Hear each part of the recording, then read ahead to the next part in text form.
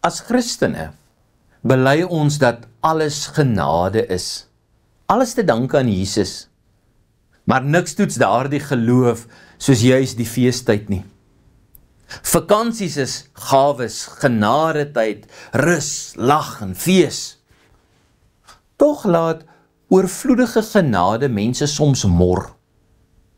Israel het manna geëet en deur die Rooi See geloop, maar God was nie met hulle tevrede nie, want hulle het die hele tyd geloop en kla. Hulle het gemurmureer. En ons lees daarvan in 1 Korintiërs 10 vers 10. En moenie murmureer, soos ook sommige van hulle gemurmureer het nie. En hulle het deur die verderwer omgekom. Nou as Israel kon kla met manna in hulle mond, hoe maklik is dit vir ons om te kla met geskenke onder die boom? Advent is 'n tyd van voorbereiding, maar ook van versoeking. Ons kla maklik oor materialisme, oor kommersialisme, oor die drukte van die feestyd en ons maak lysies van alles wat verkeerd is met die Kersseisoen. En ons noem dit vroomheid. Maar die gevaar is dat jy dit bloot doen om jou eie sonde te verbloem. En sonde word nie deur sonde oorwin nie. Daar is niks so gevaarlik soos 'n skynbare deug wat as 'n masker vir jou sonde gedra word nie. En selfs jou kritiek op die wêreld en die manier waarop Kersfees gekommersialiseer is, kan 'n masker wees vir jou eie hoogmoed.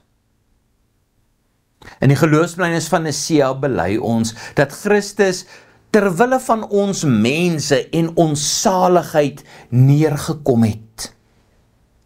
Om ons saligheid te bewerk, moes hy kom om ons harte nuut te maak. Jou klipharde hart wat voorheen net vir jouself plek gehad het en oor alles gekla het, word vermurwe, word sag gemaak. En nou het jy 'n nuwe liefde vir God en jou naaste. Nou ontdek jy 'n nuwe wil in jou harte, wil om al jou klagtes dood te maak, om jou bitterheid te begrawe en jou oë op Jesus te rig. So om na te dink oor Kersfees en al ons voorbereiding vir die viering daarvan is 'n teologiese daad. Dis nie net prakties nie, dis ook profeties. Het getuig van 'n nuwe hart wat jy ontvang het. En wanneer jy vanuit jou gereinigde hart voorberei om waarlik fees te vier, dan verklaar jy dat Christus jou hoop is. En 'n foutvinderige, klaande gesindheid het nie plek in jou lewe nie. Dis soos die vraag wat Johannes die Doper se disippels gehad het oor Jesus en sy disippels wat nie vas nie, en dan antwoord Jesus hulle in Matteus 9 vers 15, kan die bruilofsgaste dan treur solank as die bruidegom by hulle is?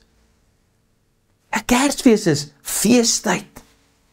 Want het herinner ons dat die bruidegom gekom het. Jesus is Immanuel, God met ons. Nou, party mense versier hulle huise met liggies as 'n herinnering en 'n getuienis dat die lig gekom het.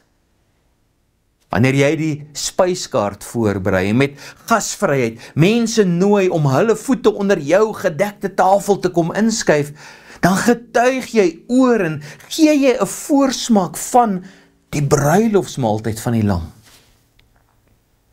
Sien, Advent is nie 'n oppervlakkige tradisie nie. Dit is 'n feestelike oefening in hoop, 'n getuienis van die vreugde wat ons in Christus het. Maar hoe maklik vergeet ons dit? Soos die murmurerende Israeliete raak baie mense vasgevang in die kleinlikhede.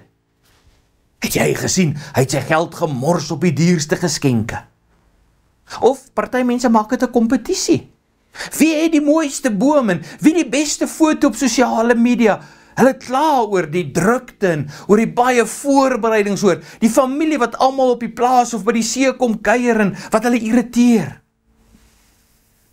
En in al die klaagliedere vergeet mens die grootste waarheid. God het die kloof oorgesteek, hy het na ons gekom. Die krib is die bewys dat genade nie net 'n idee is nie, maar 'n persoon.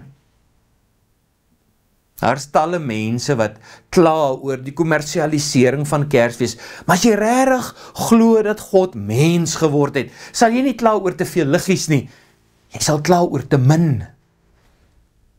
Want hoe kan jy genoeg vieringe hê vir die grootste gebeurtenis in die geskiedenis?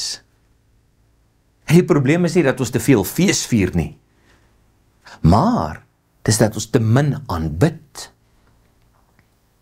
So hoe lyk ons voorbereidings vir hierdie Kersfees? Eerstens, doen alles vanuit dankbaarheid. Vier Christus se goedheid, geniet sy gawe sonder skuldgevoel, gebruik jou oorvloed om ander te seën. Tweedens, deur stilte. Vind 'n oomblik om jou hart oop te maak vir sy woord. Derdens, deur liefde. Die bruidegom wat aan jou 'n nuwe hart gegee het, maak in jou hart ook plek vir ander, in jou huis, by jou tafel en ook jou tyd.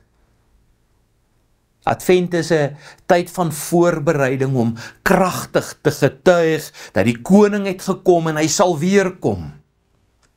En laat jou lewe 'n oop poort wees vir sy heerlikheid. Kom ons bid saam.